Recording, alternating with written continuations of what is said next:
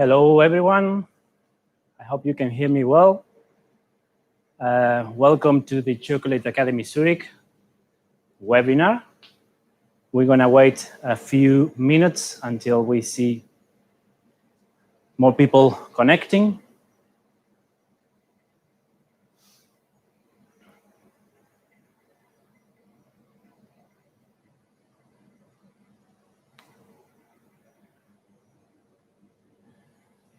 In the meantime, I will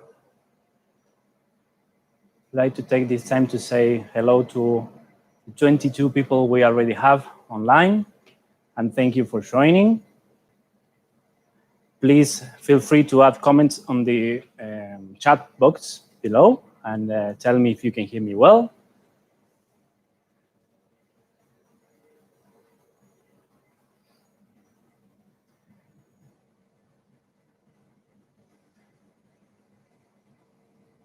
We're going to wait a few more seconds, see if we have more people connected so everyone can see from the beginning.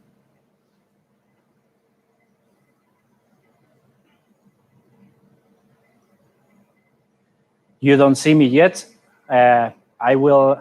We're going to go live with the camera in a few seconds. No worries.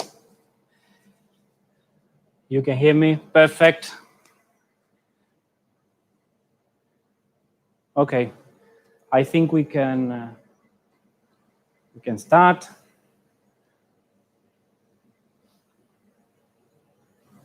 Hello, everyone. I will just check if my microphone is working as well, because I might be moderating for the questions later on.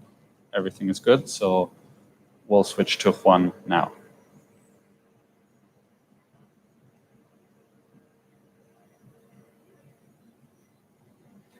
Hello, everyone, and welcome to the Chocolate Academy here in Zurich, and to my very, very first webinar here in the Academy, first of many we're going to have. And today we're going to go through a few recipes I want to show you, and I hope you enjoy. I will introduce myself. My name is Juan Pablo Colubri. I'm the head pastry chef for the Chocolate Academy. And yes, I will make a few seconds of introduction to the dessert, and until we have reached a little bit more people online. Thank you, everyone, first to join and to take the time to be here with me online to share our knowledge, and I hope you enjoy. So yes, basically I will explain you about the recipe we're going to work today. At the beginning, when I was thinking about how to develop this webinar, I was thinking about why should I focus? Okay, first, yes, because of this situation, a lot of people is working at home, so I should focus on home cooking as well. But at the same time, I don't want to leave outside people who's working in restaurants. So I would like to merge those two in one plated dessert. So I will show you really easy, simple, but efficient recipes, and also how to utilize these recipes and apply into a fine dining plated dessert restaurant. So with me today is Leon. He's helping me with the cameras and with all the setup, and also he will be moderating the questions and answers. So feel free to drop your comments and your answers in the box, and I will read it, he will read it, we're going to comment, and we will interact together. So I will start. We're going to start with the first recipe. I will go through. So basically, the first recipe, I will explain you why I'm doing this chocolate crémeux and why I choose this chocolate for this recipe. This is the way we're going to work today. Show you the recipe, I explain you the method, and then we jump live and we are doing the method together. Yeah. So this is a simple, easy chocolate crème, but it's a really, really stable and amazing recipe. Super creamy, and it's really easy to kernel as well. And I'm using, in this case, chocolate couverture dark Padera, 55%. Why I'm using 55% in this case is because the dark Padera, I will show you the back.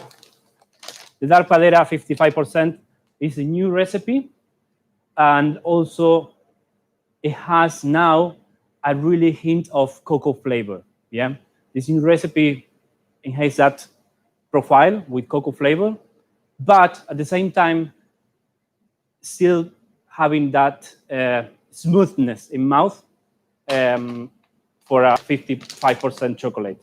So it's really smooth, and it has that strength of cocoa flavor. So I really, really like this for this recipe because it matches really well with a crème. A crème for me should be super creamy, super milky flavor for the milk we are using, and also with the hint of cocoa bean. So this is why I'm using Padera in this case. So if we go back to the recipe, I will show you how we're going to do it. So we have the whipping cream, we have the milk, we have yolks, we have sugar, and we have the chocolate. So it's quite simple and straightforward for the people who knows about pastry. And for the people who doesn't know, you will get to see it now. I'm putting together the milk and cream. Then I'm in a bowl, I will put the yolks and the sugar, and then I will bring it to boil, the milk and the cream. I will put over the yolks mix, and then I bring it back to hot, to the pan, to the heat. I bring it to 82 degrees to pasteurize the product, and then I will put over my melted couverture around 35, 40 degrees. And then I hand blend it to make it smooth. So now if we can jump to the recipe, to the live, let's say. Mm-hmm.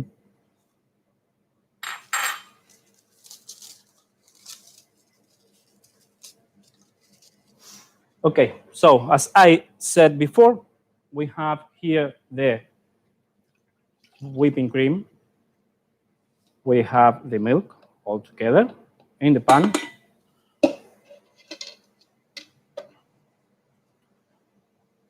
We're gonna bring it to the first boil.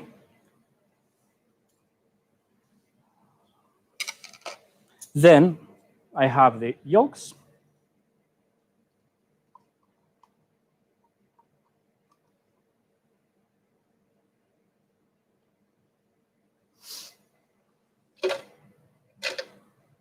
And then I have the sugars.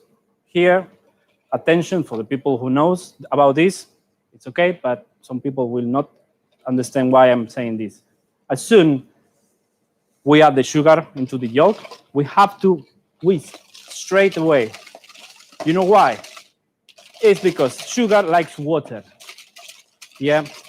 So 50%, around 50% of the yolk is water. The rest is fat. So what's happening is the sugar will start to absorb the water from the yolk, and the fat will stick around the sugar. So you will have lumps. People say it cooked the yolk. Well, it doesn't do that. It's just it gets lumpy because the sugar sticks to the fat. So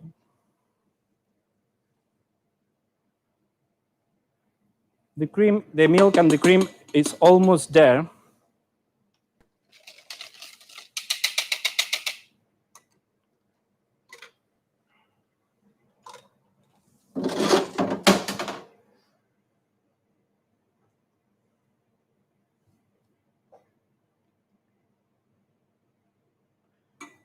While this is about to boil, I will put my chocolate into the bowl. So I'm getting ready for the next step.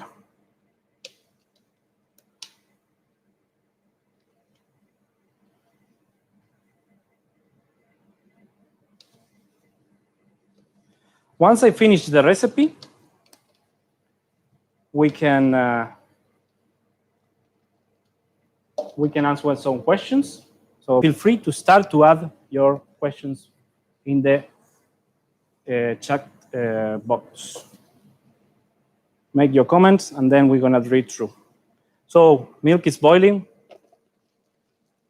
We're gonna put on top of the yolks. I make sure I mix. Now is the point that I'm not using the whisk anymore. Really important. Why? Because the yolk has lecithin, 2% of lecithin in it. So if I whisk it, I will start to emulsify by adding bubbles. I don't want bubbles. So this is when it's really important I use the spatula. Then I go back to the pan. Now, the temperature I have here is quite high already. It's above 60 degrees. I need to go up to 80, 82. In this case, I will recommend in this recipe to go 80 because it's low sugar content, this creme.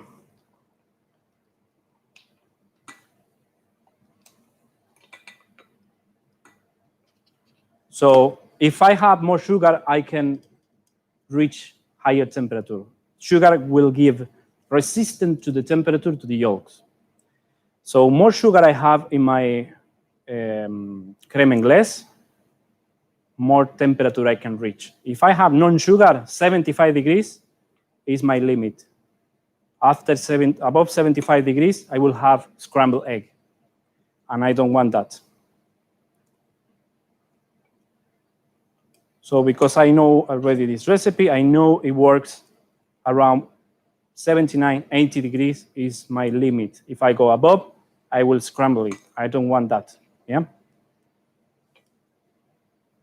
You have to be slow here because you don't want to, as I said, you don't want to scramble it. I'm on 78. I will stop now because I will keep the heat of the pan will get to the final temperature, to the 80 degrees. So now I put on top of my chocolate, all in one go. That's no problem.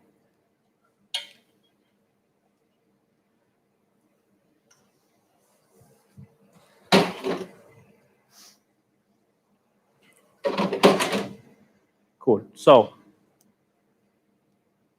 now I mix it using the spatula.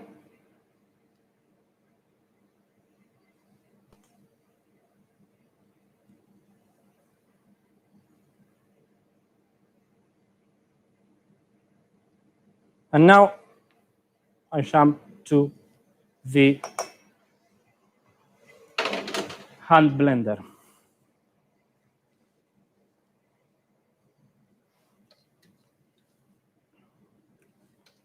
The hand blender always start to the side. Sorry. Okay, got it. So I never put it straight in the mix because I creating a bubble, a big bubble between the mixer and the mixer. So what I'm doing is I'm go angle and shake it a little bit so you eliminate any air gap you have. And then I go slowly and I don't move it. I don't know if you can see it on the camera, but I start to be more elastic, more shiny, and a lot smoother. Now I will go a little bit higher, and I try. You see, I'm adding bubbles. I don't want that, so I keep slow speed. I don't know if you can see. I will tune it a little bit down here. Yeah, perfect. Leon is telling me that yes, it's good. So That's a good sign. I do this for around 1 minute, making sure it's emulsified, it's shiny, it's elastic, and it's creamy.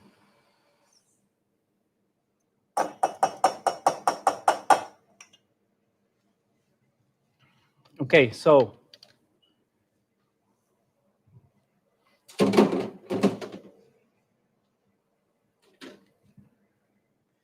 now I will show you something so you can see the different stages of this. I will put a little bit in this container. You can see already how shiny, how creamy it is. It's super nice. This recipe is amazing. And I will show you one already finished. So how it's set after.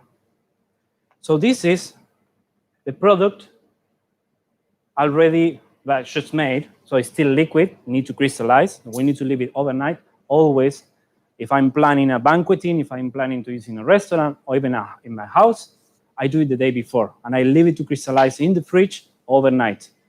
So after crystallizing, you will have this beautiful, smooth, creamy texture. It's super, super nice. I don't know if you can see it in the camera, but it's really buttery. It's super, super good. Okay, so now we're gonna jump to the second recipe.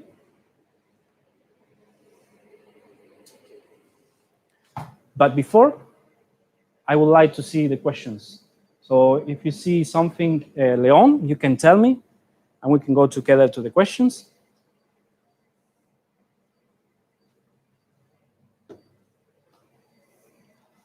So any question, any doubt about this recipe?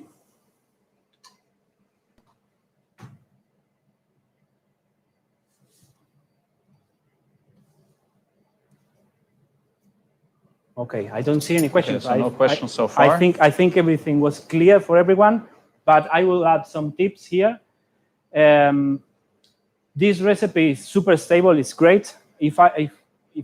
If you want to play around with this recipe, I will recommend you always try to go around the 50 to 55% chocolate. You can add salt. You can replace, if you want, the part of the milk with some puree. That will work. Salt, I mentioned as well, yes. But that's pretty much all. It's quite simple recipe, and it's good to play around with that. Okay, next recipe is the chocolate ice cream. This, yes. So we just have a really quick question. Someone was asking, could we use honey instead of sugar in the crémeux? And if yes, could we add it at the end without boiling it? Okay, that's a really, really good question. Honey, yes, of course you can use it, and it will also improve the texture of the crémeux. It will help a lot. I won't recommend you to put it at the end. I know honey, once you heat it up and you boil it, will lose the qualities, let's say, the minerals and vitamins and all these things. The flavor will not change. In case you want to do honey and add it at the end, I will recommend you to do exactly the same recipe, but bring the mix just to 75 degrees and put it on top of the yolks, mix it, and bring it back to 75 degrees again. Never boil it, because if you put the boiling cream to just the yolk, straight to the yolk, you will have a scrambled egg, and that's not what you are looking for. The best way, replace honey with the sugar, good.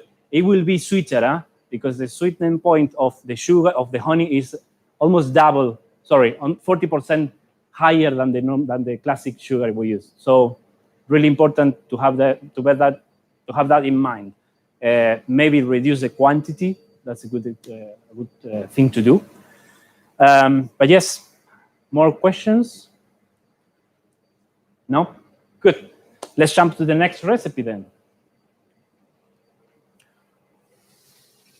So now we're gonna work on ice cream recipe. I know some people at home, you don't have ice cream machine. I understand that. and it's normal. You can buy one in to make ice cream at home. They're quite, it's not super pricey, but yes. If you don't have any machine, well, you can still making the dessert at home. But I recommend you can buy it. You can buy the ice cream somewhere and do the rest of the recipe. It will work. Otherwise, if you're making it in a restaurant with a proper machine, this recipe is super good. It's super well balanced. So you can also use the base of this recipe, the whole milk, the water, the egg yolks, the inverted sugar, the dextrose, and the skim milk powder, and the ice cream stabilizer. You have that base, and you can use it for any type of around 70% chocolate. I would say from 65 to 75% chocolate, you can use the same recipe. So in this case, I will explain you why I'm using Edelbitter. I think it's, for me, it's the greatest chocolate to make ice cream. It has a really good acidity. It has a really hint of cocoa flavor, and also it has a touch of smoky taste. So for ice cream, it's a win-win. This recipe, you will win. It's amazing. It will work. Method. Basically, what I said, I have milk, yolks, I have inverted sugar. If you don't have access to inverted sugar, you can replace inverted sugar with honey. It's the same. They work the same way. You have that in one part, yeah? I put all together and I hand blend it, yeah, already. So this is all mixed. The method to make ice cream is always the same. Is all the elements of the recipe, the ingredients that contains water, will go all together, and all the elements that are dry, I will put it separate and I will mix it all together. And then if I'm using chocolate, I do it separately, yeah? So here I'm putting all the milk, cream, yolk, as I said, everything all together, and I will put it straight in a pot, in a pan.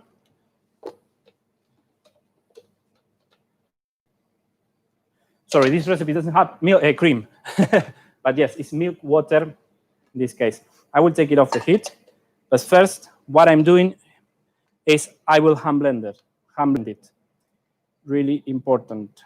Always you have to emulsify everything. Let's plug this in. Perfect, got it. So all the ice cream will work the same way. I have all the liquids, I hand blended prior hand, and I put it in the pot. And then I have all the dry powdered milk, sugar, dextrose, ice cream stabilizer, and I mix it well, and I put it on top of my liquid element, and I hand blend. Here I don't worry about bubbles, so I hand blend everything for around 1 or 2 minutes, depends on the quantity. This quantity I have it here for 1 minute is going to be fine.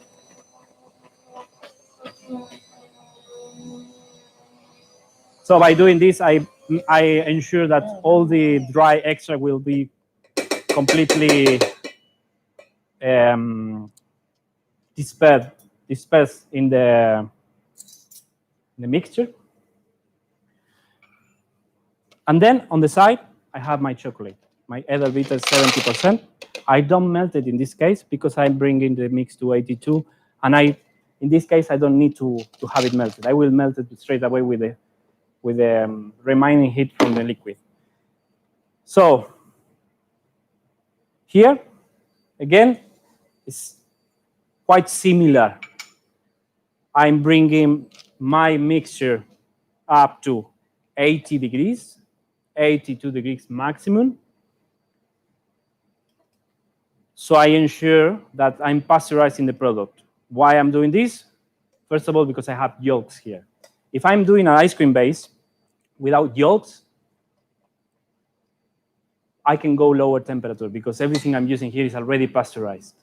So there is not a problem if I go to 70, 60 degrees, no problem. The thing is, I need to be sure that the stabilizer I'm using in the ice cream works with temperature, get active with the temperature, activate with the temperature. Yeah, so this stabilizer I'm using here, I need to bring it above 55 degrees and will be active. Yeah, some stabilizers will be fine in a cold temperature. So I don't know if that was clear, but I will bring this one now to 80 degrees, and then I put on over my chocolate, and I will hand blend it again. So I make sure I emulsify the mixture. But if you want to, yes, you can replace part of the sugar. As I was saying, you can use honey to replace the tremolin or inverted sugar. But the dextrose is quite tricky because it has a lower sweetening power compared with the normal sugar. And at the same time, it has a higher freezing power. So if you have too much of dextrose in your mix, in your ice cream recipe, I wouldn't recommend to replace with another sugar because you may be affecting the freezing point of your ice cream mixture. I hope I answered your question. And then stabilizer, yes, you can do it without stabilizer. Even if you, most importantly, if you make chocolate ice cream, yes, you can do it without stabilizer. Actually, I didn't mention before, but I'm using yolk. Yolk is a natural stabilizer for ice cream. It has lecithin. I mentioned before on the other recipe, it has lecithin. You will emulsify better your ice cream. Always I add 20 grams per kilo of mix of yolk will be enough lecithin in the yolk to stabilize, to emulsify my mixture. I always add a little bit of stabilizer because it will give me more resistant to the environment of the temperature when I kernel. If I'm at home, yes, of course, don't just avoid the stabilizer. It's fine, it will work. If I'm in a restaurant, I would recommend you to use a little bit of stabilizer because it will give you a longer frozen life, let's say. You kernel, and after 4 minutes, your ice cream will still there. If you don't have that stabilizer, after 4 minutes, it will melt so quickly. Okay, I put the mixture. It was on 82 degrees. I put it on top of my chocolate. I let it melt a little bit. And then I hand blend it, same as before. I'm putting here so you can see it. So you can see now the difference of the color. The cremeux was a little bit lighter. And this is a lot darker. So that's also something that will improve your plating when you do plating dessert. Play with the color. So yes, I'm using chocolate in this dessert. It's just different chocolate textures. But you can see a lot of different colors as well. So after 1 or 2 minutes mixing, I make sure I spread all the dry extract I have in this recipe through the mixture, through the liquid. And now, really, really important, yeah, is the maduration process. Why we say maduration process? Because now I have in here a lot of water that is free. It's not being captured. It's not being absorbed by all the dry extract I have in the recipe, the elements that absorb the water. So I need to give it time for this dry extract to absorb this free water and bound it. So really important maduration, at least 6 hours of maduration in this recipe. Ideally, the best for me, 12 hours. So I do it today, same as the cremeux, and I churn or package next day, yeah? And I will show you why I'm saying this, and you will see the difference. So here is this recipe. I just made it, and you can see how liquid it is, yeah? I don't know if you saw it in the camera. You can tilt it a little bit more. Yes, so you can see how liquid is this. And after 12 hours, how it's set. So all the crystallization of the cocoa butter, the dry extract of the chocolate, plus the powder milk, plus the sugar, they absorb all the liquid, plus the stabilizers as well. They absorb all the free water. So now my ice cream will be more stable. So I have less probability of crystallization, of water crystallization in my ice cream. Okay, so now I will clean down a little bit and we can go through the questions.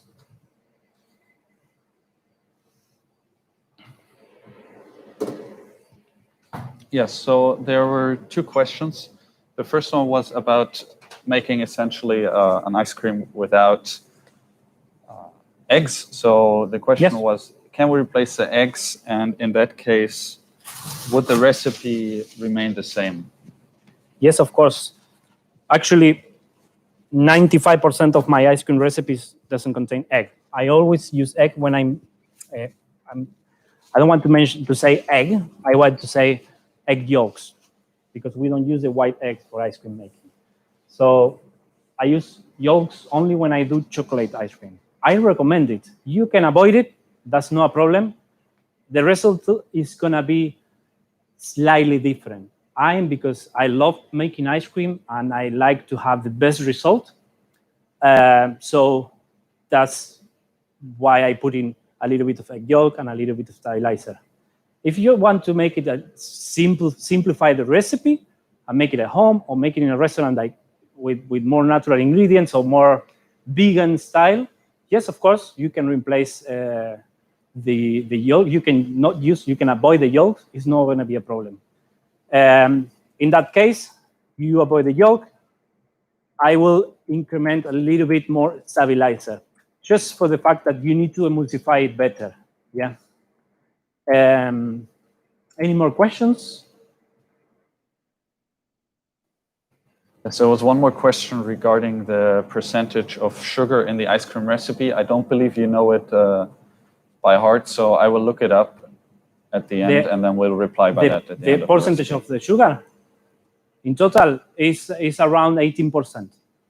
It's always, when you have a perfect balanced ice cream, should have between 18 to 20, 22 super maximum, but my recipes are always 18% of sugar.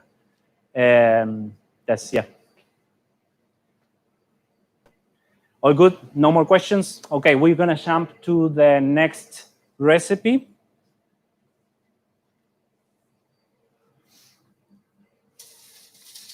So for the next recipe,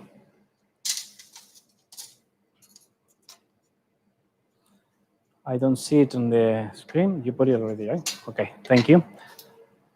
So for the next recipe, I'm making a brownie. I know brownie is something simple that everybody knows, but I wanted to make it different. I wanted to represent the brownie, a well-done brownie in a recipe. So I developed this recipe. For me, a brownie have to be a mixture or, let's say, a merge between ganache and a sponge. It has to have that buttery, melty, smooth texture, but at the same time has to have strength of the cocoa, a lot of chocolate flavor.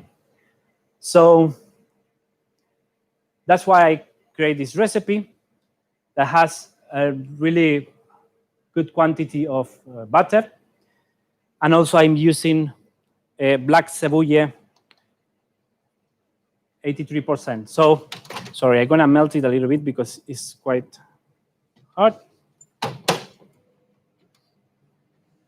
So I'm using black cebulle, 83%. For this recipe, I think is the best chocolate ever to make brownie.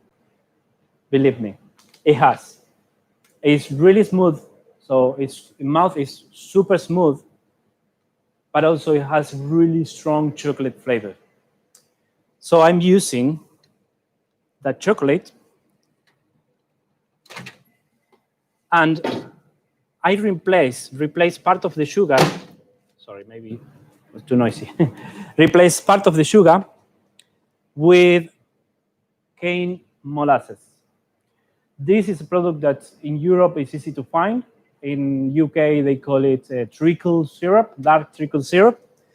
In US, I think they call it the same way, not treacle syrup, but sugar molasses. In South America, you cannot find it separately, but you can find dark sugar that already comes with this. So what I recommend you is you can replace, I don't know if you can see on the camera how shiny it is. You can replace part of the sugar of the recipe with, the molasses with the dark sugar, yeah? Perfect.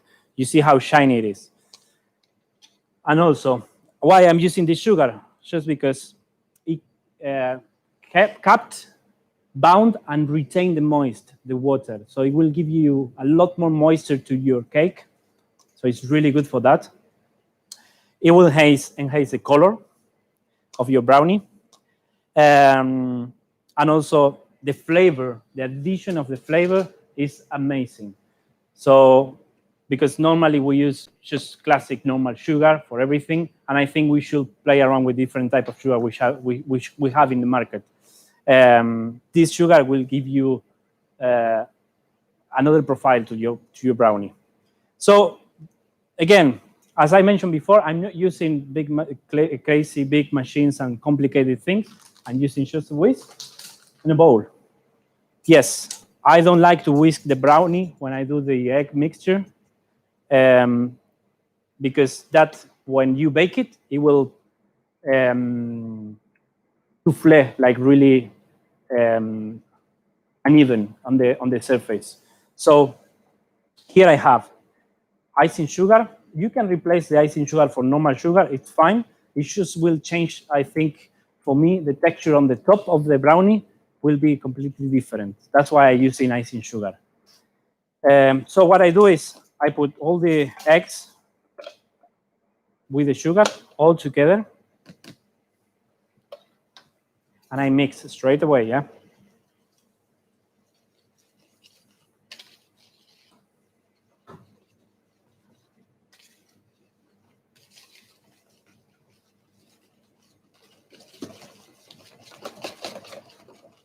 Now, really important here, the key is that I have to have my elements, my ingredients at room temperature, yeah? Really important, because my chocolate will be melted, will be at 45 degrees, and when I put it and I mix it with the eggs will be too cold and will set my chocolate. So the cake will not be even on the top. So really important, the temperatures are a lot, they are natural, let's say, room temperature, apart from the chocolate and the butter. So I will heat up a little bit more my chocolate.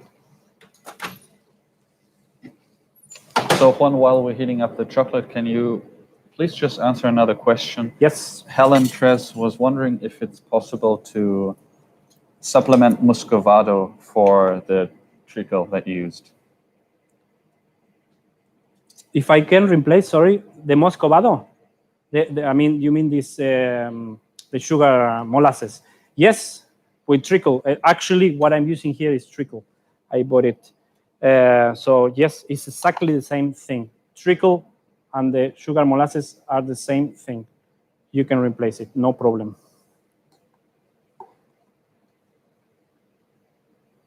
Okay.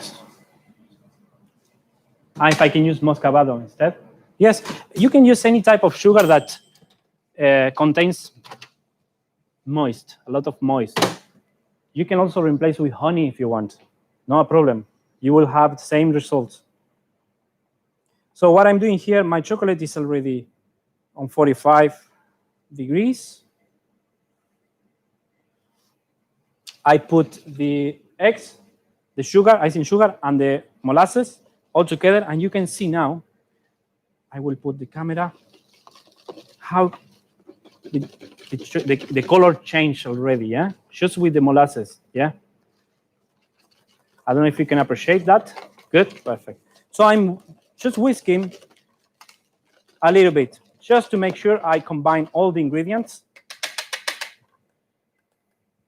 Then I will add all together my chocolate there, all in one go, and you can see the black savouille is super intense. It's a really intense color. It doesn't have colorant. It's all natural, huh? So it is amazing. The color, the final color of this brownie is really intense, and flavor is so good. So I am using the spatula, mixing up everything, making sure it's all well combined.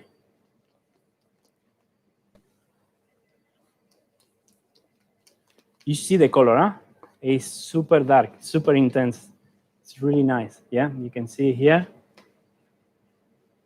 Really nice, shiny, super smooth, super creamy. Now what I did is I have all dry here, which is the flour, soft flour, US all-purpose flour, or pastry flour, we call it. And the cocoa powder, CARMA cocoa powder in there, and I add the salt, the bicarbonate of soda, and the baking powder all together. Why I'm using bicarbonate of soda here? Because it will also help me to intensify the color of this brownie. And it's a raising agent as well. So the salt helps for the raising agent, but at the same time, it reinforces the flavor of the chocolate. So always to add some salt on the chocolate cake preparation is really good. Yes, any questions so far? Yes, so we had two more questions. The first one comes from Javier. I hope I pronounced that correctly. My apologies if not. He was wondering, can you replace the butter for the coconut oil? I won't recommend you that. You can try. I haven't tried, to be honest, to do this. But what I can tell you, the coconut oil, the melting point of the coconut oil is a lot lower than the butter. So it will be, your mixture will be more oily and may break down in the oven. To be honest, that's something that I recommend you to try because I haven't actually tried with coconut oil to make a brownie. So the temperature here in this kitchen is a little bit low, so that's why the brownie is setting already. So I need to hurry up because I don't like touching the surface of the brownie when I do brownie. I like to put it over the frame, and that's it. In this case, I'm using a frame, but you can use any type of mold. But this is a brownie.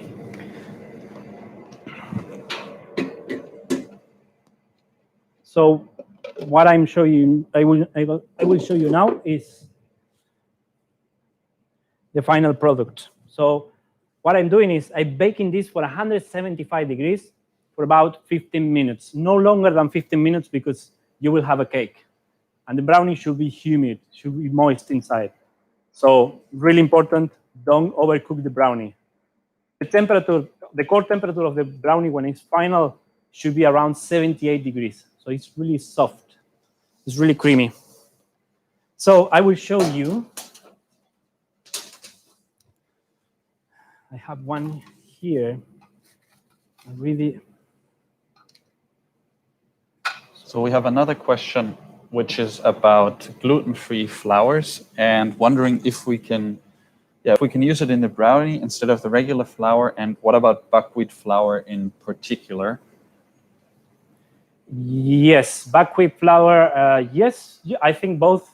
The gluten-free flour, no problem. You can use it. You will have the same result. I will add a little bit of corn starch to make it gluten-free as well. But the corn starch will help you to keep that texture of the moist texture of the brownie, because the gluten-free flour has a lot of rice flour, so you have this crunchy texture. You don't really want that crunchy texture in your brownie. So replace part of your gluten-free flour with a part of corn starch, and you will have a really good brownie. Here, I don't know if the camera can see it. Maybe we can use the other camera. But this is a brownie. One is final, one is baked. You see how is the texture. It's really good. It's between a cake and a ganache. Really buttery. Super good. This recipe, you will never fail with this recipe. Believe me. Again, going back to this recipe of the brownie, you can use any type of chocolate. You can use the Velveeta if you want. You can also use Padera if you want. On this recipe, it will work. I did it already with the same recipe, changing the chocolate. I went with the black Savoye because it's here. It's a huge difference. Okay, so more questions?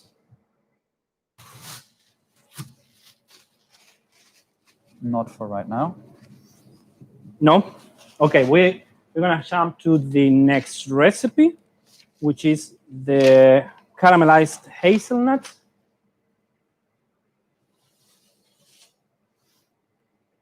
So here there is not a trick, let's say, but I would like to mention something important about this recipe, that you can use also this recipe for, sorry for the noise, with every type of nut. Yeah, that's the basic recipe. If you want to make cashew, just replace one part of the nut, half will be of sugar, and half of the sugar will be water, and then a little bit of butter to coat the nuts, and so they don't stick together and it's easy to separate. If you want to avoid the butter, feel free. You can avoid the butter. That's not a problem. I just add the butter because for me it's easier when you do big quantities to separate them, and also add a little hint of noisette flavor. So the method here is super simple. I put the water into the pan, and I put the sugar, and I bring it to 118 degrees. When I'm on 118 degrees, what happens is the concentration of the sugar in the water is too high. So if I start to move it around, I'm seeding it with sugar crystals. So you will recrystallize your sugar. That's basically what happened. So what I want is to recrystallize the sugar around the nut. So then I can caramelize and coat it. That's basically what happens when we do these kind of things. So now,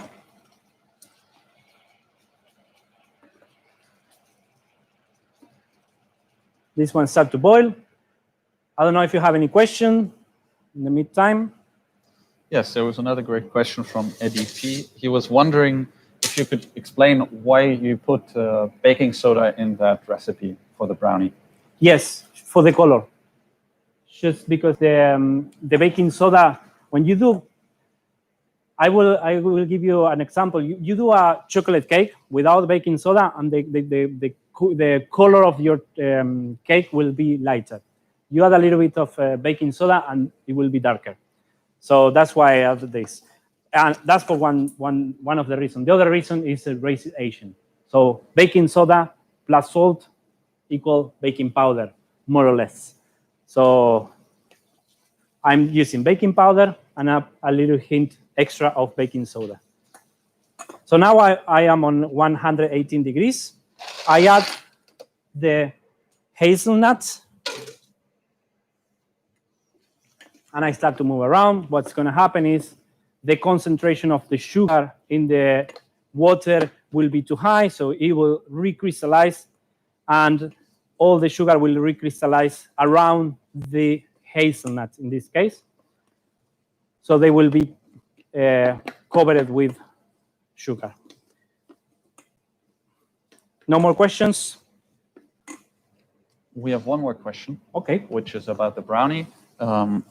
So wondering if we could use, instead of flour, almond flour and with skin? Yes, of course. But if you want to make it gluten-free, I will still using some gluten-free flour. If you want to replace, yes, you can replace with some almond flour, not problem. But not the whole thing with almond flour, because what happened, the almond flour has fat. So you will have an increasement in your recipe of fat. That means that you may split, you may have a really heavy brownie mouth. So it's going to be really, really fatty. Okay, now what happened here is already, I don't know if you can see, the sugar already crystallized around the hazelnuts. Yeah? You can see it, perfect. Then now I go back to the heat and I start to melt and caramelize slowly. Yeah? The sugars I have, the sugar is around the nut. The nut I pre-toasted, pre-roasted in the oven. So really important. That's going to enhance your flavor. And here it takes time, but I will never rush when you caramelizing the nuts, because then it tastes burnt. It always happens. You have a plated dessert and you have some caramelized nuts there, and they taste burnt because they put either too much quantity in the pan, and the bottom gets burnt, and then you go up and it gets cold and then get burnt. So really important here to have the right amount of nuts in the pan, so you can caramelize properly. You can caramelize slowly. Okay. How is everything there? Any more questions? There was another question if rice flour would work, which is gluten-free as well. Yes.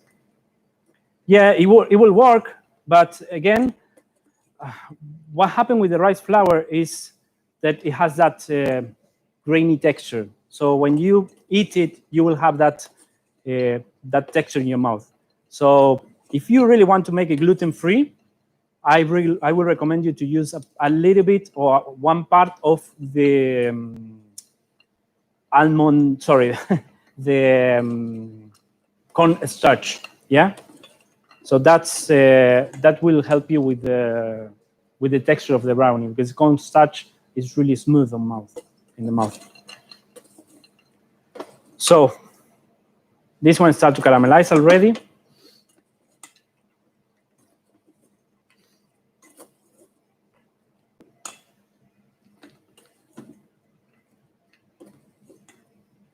You see, it takes time, but I don't want to burn it. So that's why you need to go slowly, take it out from the heat, coat it, go back. And then you make sure that the nut is shiny and super well caramelized with not burnt flavor.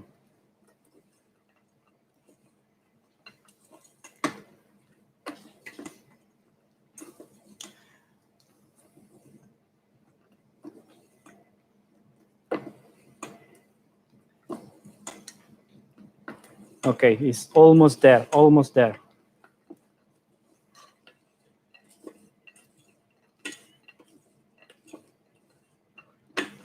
one more second.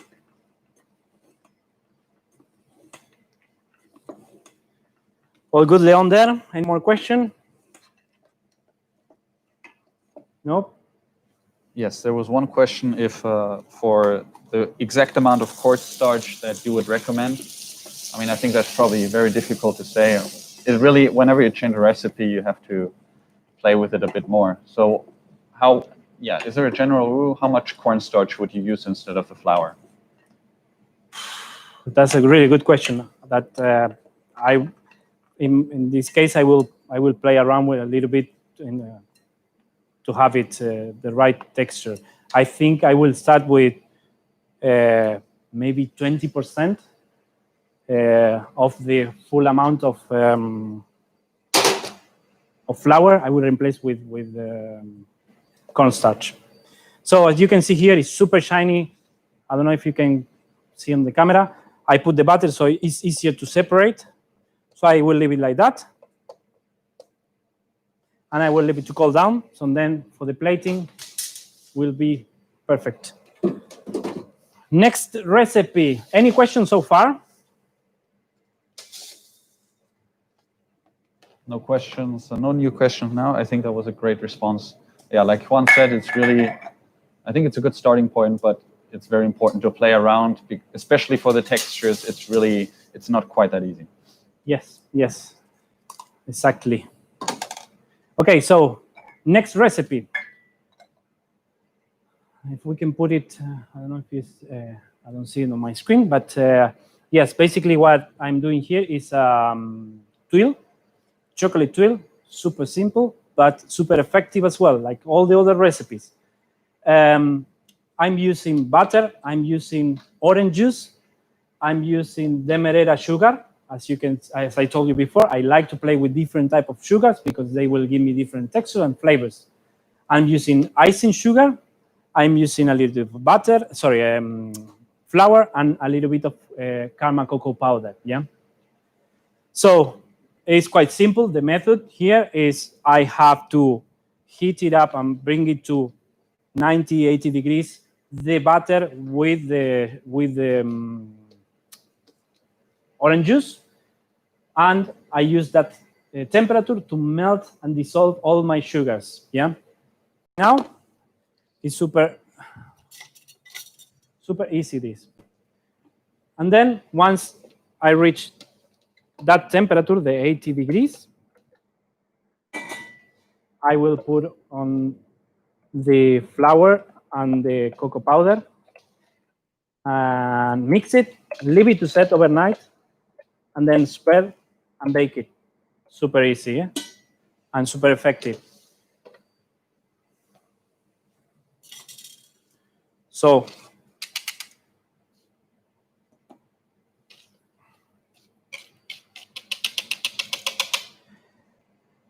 I don't know if you ask, but why I'm bringing up to 80 degrees and not boiling, or, well, you can boil it, but you have to mix it with the flour when it's below 80. Why is the reason of that? Is because on 90 degrees, the flour will set, basically, will be cooked. So I don't want to cook the flour. I want to leave it raw because I'm baking it later in the oven. So I don't want it to set, let's say. So here, of course, you can replace the orange juice with any type of juice. You can use milk if you want. You can use cream if you want.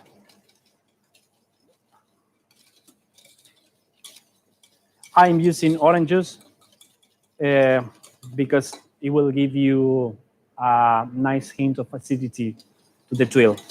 Seriously, it's really good. So now I make sure that the demerara sugar is dissolved. That's the most important part because the icing sugar dissolves straight away. The demerara takes longer. The demerara has a really, really, really nice caramel spicy flavor. So really good to use in different recipes, huh?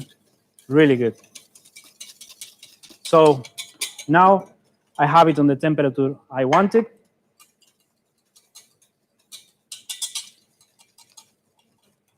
and I will pour on top of my flour. Straight, easy, simple.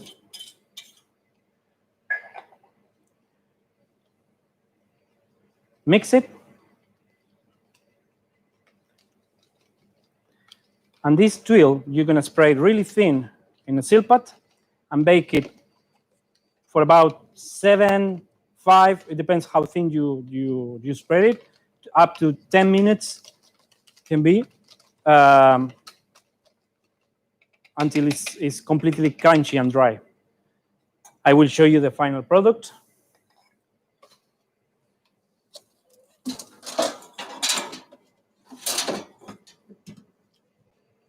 Okay, this is the mix when it's done.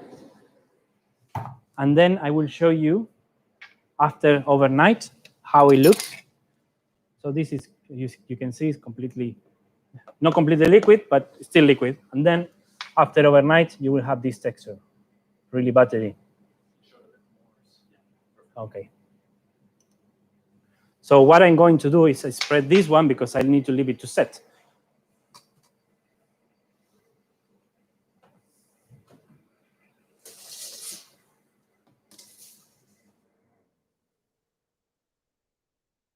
So I have my beautiful new brand CARMA spatula. I love it.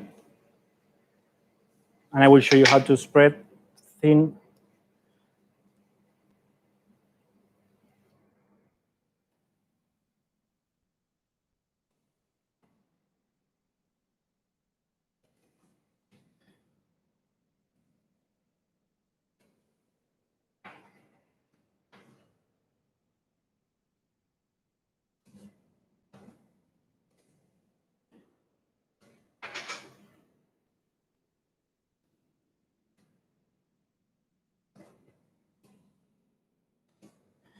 So the demerara will give you that texture, those lines I have in, because it's not thin enough, the demerara to be spread. So I need to put less pressure, and that's it. So you see, these lines are from the demerara, but this is how thin you have to do it.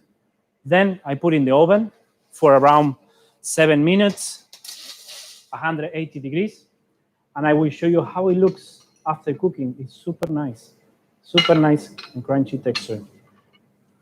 You can see, shiny. I don't know if you can hear the crack, but it's super good. It's super good recipe. So that's pretty much all the recipes we're doing today. Now I will show you how to plate it, and this is the key part. I will plate it as if I'm in a fine dining restaurant. So how is the concept, how I play around with that. And then I will give you some tips if you want to change the recipe or play around with the recipe. And then also, if you're doing banqueting, also I give you an option to do banqueting, because this recipe will work for banqueting as well. So if we can put the camera on the plating, I will show you. So in this case, I have, as mentioned before, we have the brownie, we have the caramelized hazelnuts, we have the tuiles that I just showed you. We have a bit longer. Okay, we have the tuiles that I showed you before. We have here, this is crystallized cocoa group. I didn't do it today because it's exactly the same recipe I show you with the nuts, with the hazelnuts. It's exactly the same method, but instead of hazelnut, I use cocoa nibs. Then, for a fancy touch, I have cocoa powder, and I mix it with a little bit of gold powder. Just a little bit will give you this fancy, shiny touch. If you don't have gold powder, it's fine. Just a little bit of cocoa powder on the top will give you a hint of flavor there. So, also, I have the cremeux.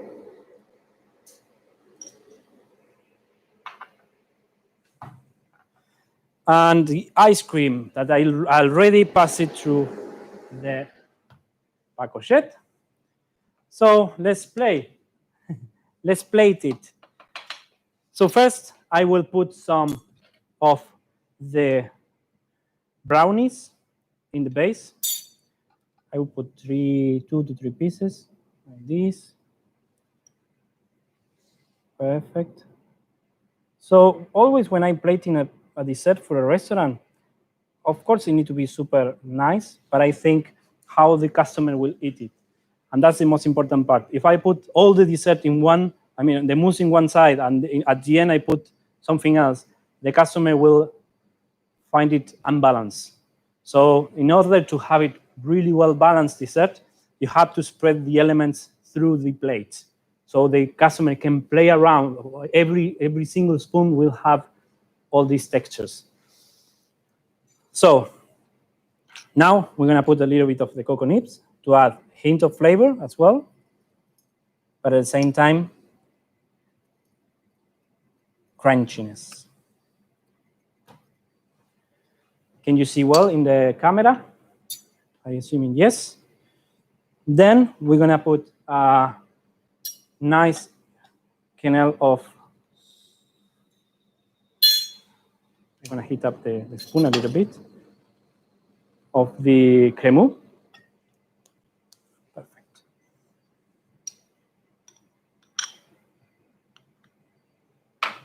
I will put it exactly here, right there. Then we go with the ice cream.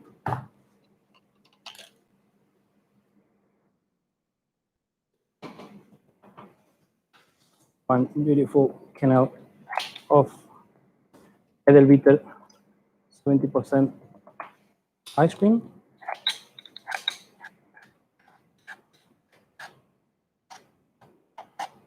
If you don't know how to make kernel, no worries, you're going to cover it anyway.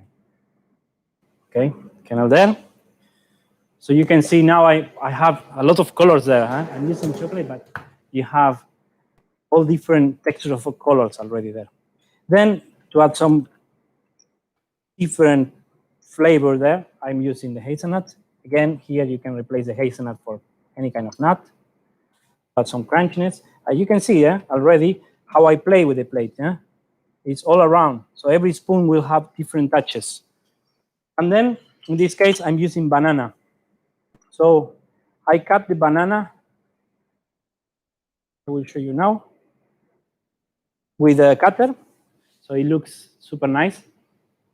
And then I will caramelize a little bit. So we're going to put some sugar on the top. And okay, yes, we can do that. I don't know if you can see it here. So we caramelize the banana.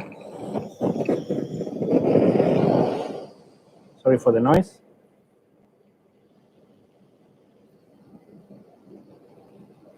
Just a little bit.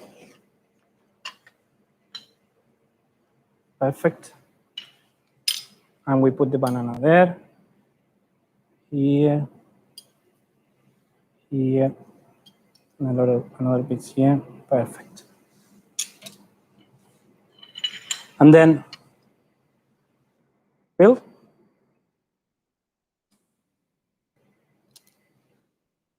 Chocolate. And I finish with the gold.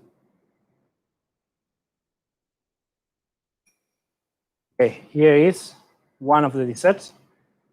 Really nice looking for a fine dining restaurant, full of textures. I don't know if you can see it well in the camera. Yes, perfect. Now I will do the same version, but more focused on banqueting. Okay, sorry, I'm looking for a knife. Yes. So we do it. So we have another question, yes. actually, if you can please answer it. So someone is wondering, can you make a caramel with demerara sugar, or yes. What would you think about that? Yes, of course, and it's amazing. It's a really good idea, really good. I actually know in this case, I didn't do it, but actually, I used to do a similar dessert, and I used to caramelize the bananas with the demerara.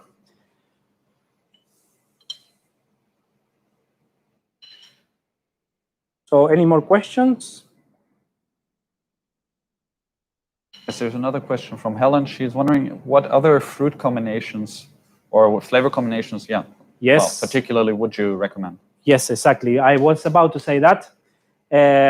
Basically, what I'm doing here is banana, but you can play around with a lot of different flavors. You can take out the banana, use orange. You can take out the orange, you can use pear, caramelized pear, mandarin, even pineapple. You can use a lot of acidic fruits will help a lot as well to salivate, to clean the palate, and so you can restart again every mouthful. So really good to play around with different type of fruit. Then you can use peanuts, for example, caramelized peanut and banana. You can add some caramel there. It's endless, the quantity of different combinations you can have with this type of recipes. Again, another thing you can do is, I have the recipe of the brownie. I don't have all the time to do everything. So I take the brownie, I put the quenelle of the crème on top, and that's it. Or choose the brownie. Try choose the brownie. It's amazing. It's really good. I will do it. I will do one more recipe, one more plating now, in case you are doing banqueting. I don't know if you have a few more minutes. Are we okay on that? In the timing? But just to show you how simple it is, if you're doing banqueting, you caramelize the banana, try your hand. Yes, we're running a little bit behind, but we had so many interesting questions and I think some really great responses from Juan. So thank you so much for all your amazing questions.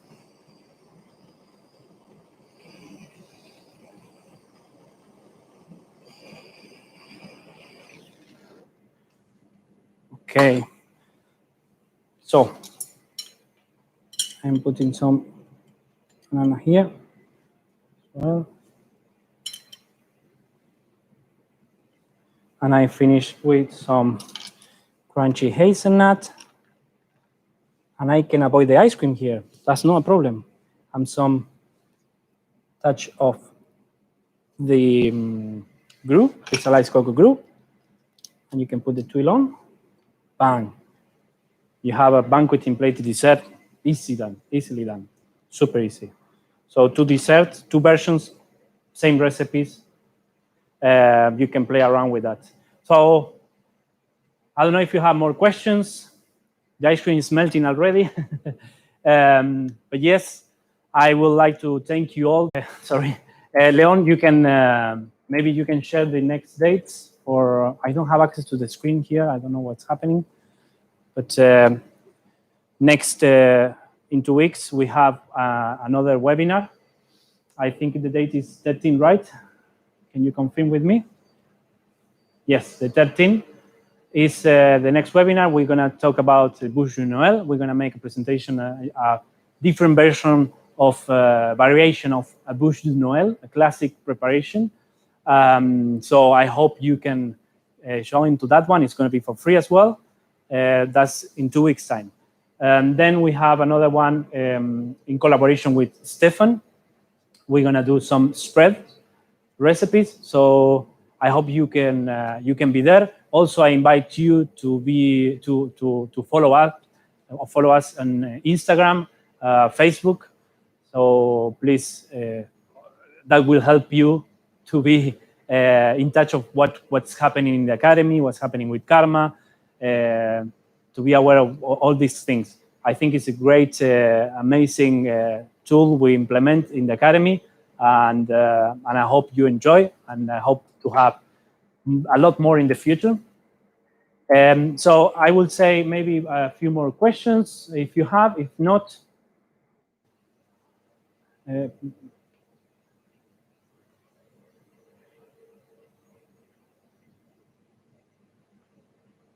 no more questions. Okay. Okay, perfect. So, Dan, thank you. Thank you all.